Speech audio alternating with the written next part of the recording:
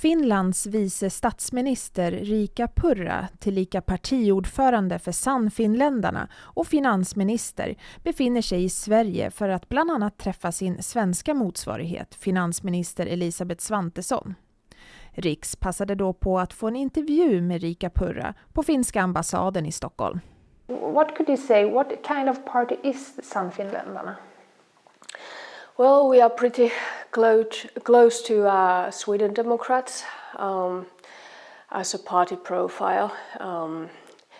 We are perhaps in the economic policy in the right wing more, but we have other important issues being internal security, immigration policy, and in overall we are kind of like a conservative in some issues, perhaps liberal in some others.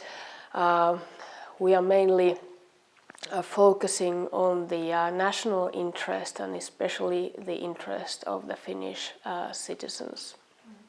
Can you tell us more about the current government framework, because you cooperate with other parties? Yeah.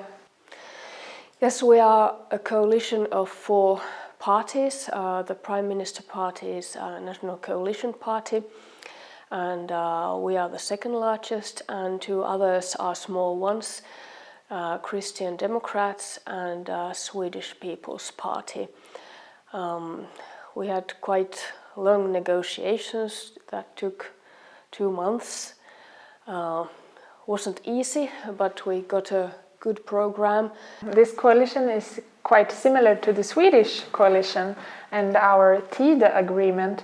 What could you say is the biggest difference between the Tidö agreement and your agreement in Finland? Well, of course, the starting point that we are inside the government as Sweden Democrats are the outside, but of course a relevant part of the whole structure. But in Sweden, the problems concerning internal security, gangs, crime in general, and migration, of course, you are in a totally different situation compared to ours. We have those same characteristics, we have those same problems, but in a much smaller scale. So I think this is the main difference. And as I already mentioned, when it comes to public finances, we differ a lot from each other. And also, as I have learned today, we differ concerning the labor market structure. At the moment we have quite concerning situation in Finland, as we have broad strikes, political strikes that are against the government program. It's quite different from your situation, and you have much healthier system in these terms. Okay. Can you explain more?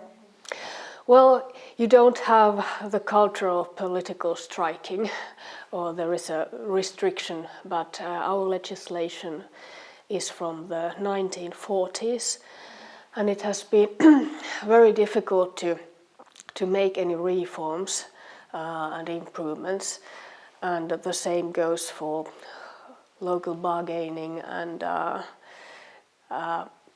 in general increasing the flexibilities in the labor market. So that is definitely one reason why our economy and system in general is in this state, because yes, we lag behind. You mentioned also that Russia, they sent migrants from Middle East and Africa to the Finnish border to force and create instability. Can you tell us more about it? What's happening right now? Yes, at the moment there's not much to tell about, because the whole border is closed, as it has been for weeks now. According to our quite new legislation, it's possible to close the whole border, and we don't take anyone in, and we can't let anyone out. So it's not an optimal situation for the normal transport, normal people crossing the border. It has, of course, decreased a lot since the war, but there is still a quite large interaction between the countries. But yes, in last autumn, Russia started to push migrants to our border who would then apply for asylum. Obviously, these were fake asylum seekers. They weren't escaping anything. Most of them had been residing in Russia for many years. But as you know, there is not much to do if a person comes to your border and applies for asylum. Our system is like, yes, come in. And even if there is a negative decision, so you are not allowed to have international protection, these people usually stay in the country and go to the reception process and etc. So this is not an asylum issue, it's not migration issue, it's an issue of national security, because at the moment Russia is deciding who will come, when will come, how many will come, and of course it's an issue of kind of Finnish sovereignty and our national duty to be able to protect our border and our country. The border is now closed. There are some people coming through the forest, not through the official border crossing points, and it's not much that we can do about it, but there is a commitment within the government that we have to find a solution, but it's not easy. As we know, there is a legislation, international conventions, etc., which take it pretty strongly that if someone is applying for asylum, he or she has to be taken to the process. But we just can't continue like this because it's an issue of national security. And we don't know if there is going to be tens of thousands of people when there is spring or summer. And yes, it's an awful tricky situation, and we are trying to handle it, of course, nationally, but I think we are going to need some kind of European Union solution as well, because it's the external border of the European Union. So what's the biggest challenges when it comes to security in Finland? Of course, Russia is the biggest challenge. Geographical facts that we are bordering this country, which has aggressively intervened Ukraine. But if you focus on internal security, of course the problems with crime, organized crime and migration gangs, etc., they are getting worse all the time. We are just in the same on the same line as Sweden, but we only lag behind about 15 years. And you talked earlier about the situation with gang violence and crimes and etc. And Sweden is notorious when it comes to gang-related crimes. And some of the Swedish gang members went to Finland and sell drugs and so on. And how is Finland dealing with these problems? Well, yes, of course, the first we are using Sweden as a warning example. We don't want that in Finland, but this is the first government which takes this issue seriously. We are restricting migration. As I told, there's a kind of paradigm shift but it's not easy, it's quite slow.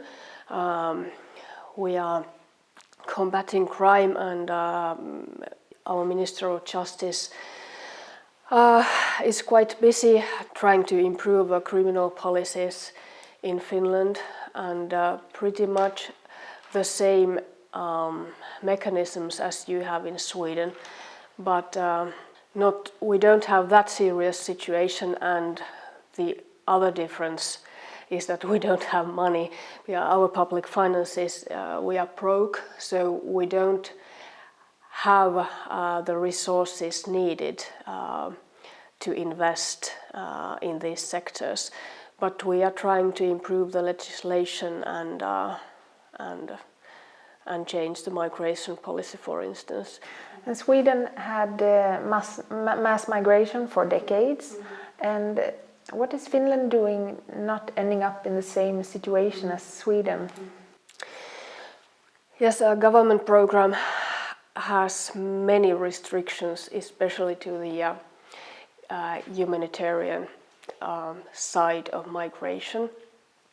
But for my party, it is as important to restrict migration that is kind of work-based but uneducated or very little educated migrants from mostly developing states, because we know what is going to happen. It's awfully costly and kind of has the same problems as the similar migration coming under the humanitarian topic rubric.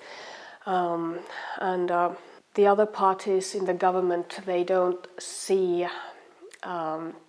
this labor migration of uneducated people as bad as we do, but we try our best, and of course we follow closely what you are doing here, and I'm happy to know that these are issues that you are going to focus here as well.